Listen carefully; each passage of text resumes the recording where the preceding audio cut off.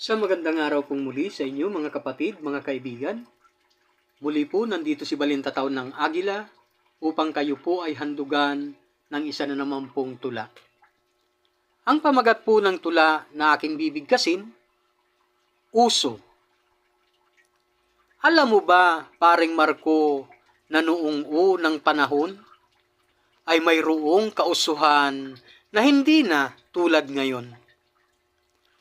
Pag kinasal ang babae, dapat tama sa panahon, kapag bilog na ang buwan, ang kasalan na ay tuloy.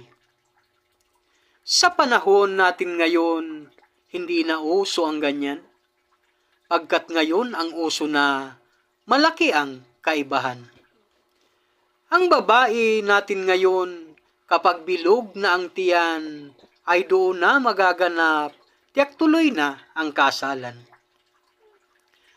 Katulad nga paring Marco nang nangyari kahapon lang, ang babaeng kapitbahay kahapon lang nagpakasal. Kung kailan ang babae buntis na ng 9 na buwan, doon nagpasya si lalaki, ang babae pakasalan. Pagkatapos ng kasalan, sa hospital ang handaan, pagkat ng araw na iyon, ang babae ay nagsilang. At ang lahat ng bisita, ang gawain di malaman kung anong isi-celebrate, ang birthday ba o kasalan. Ang groom kasi ay umalis at pumunta ng simbahan. May pari siya na sinundo upang batay pabinyagan.